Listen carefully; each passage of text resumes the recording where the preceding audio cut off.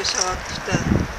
این زن مسلمان 8 سال می شود نگهبان 4000 گوری نصرانی ها در این آرامگاه است. تازه میکنم آدم بیوند صاحباشون یافته میتیم ما وای دفتر کتاب نوشته مونده ما یک در ژورنال کرده آبای پر میکنم میومده گفت در کار باشد میتیم. آیدینای قرچیبای وی 62 ساله با 10 اعضای خانوادهش در این خانه 2 اتاقه آرامگاه زندگی می کند. چاست که تیتون گفته رفتم نه خیرخون بروم گفت که شما پیر شما بنامید گفتم من فیلم اومد سونه. او با شوهر و فرزندانش تا سال 1996 در یک خانه 2 حجرگی در شهر گلستان زندگی می کرد.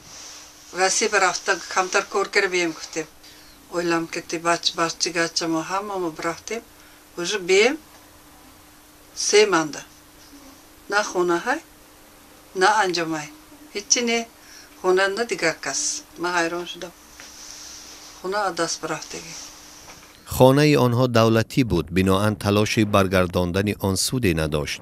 سال 2011 با کمک یکی از خویش‌ها در همین گوشه آیدینای هم کار یافت و هم سرپناه. پیش میترسیدم سون بیام نه میترسیده که جون بدست آدم زخ شود یک چغزده بیام اوج زخم که شده میشد چخل ناز خودم ناز قسم میکنم نه اینجا نوازمین باشد سبک میشدید. در قیاس با آیدینای قرشبای و نبیره ها از مکان زیست خوششان نمی آید. آوان نوار گرفتن ما هم خود را پناه می کردن. اکن کلام شده که تیز شرمی دارنده اینا عیبش نه ما دوزی کرک ما نمیسا ما آدم های توغره گفتم. چند سال پیش شوهر آیدینای وفات کرد.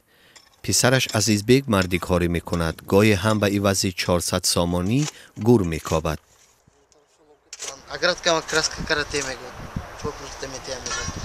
مثلا یک جای بیتون کردن در کار میگن. در شهر خوجند تا 3-10 ساله نصرانی ها بعد از مسلمان ها اکثریت بودند. از اینجا کوچیدن، حالا در خوجند کمند. دیر گذشتگان خود را زیارت میکنند. اونا هم بهم شکر میکنم من نشکری در کنه مردم من به یاردم کست کن رحمت من سر ایادم نمیبرد امروشون درو شود تمنایا. آیدینای قرشبای و با 200 سامانی نفقه و 400 سامانی معاش حالا برای این خفتگان رمزن بگوییم وظیفه خویش و تباری را اجرا می کند.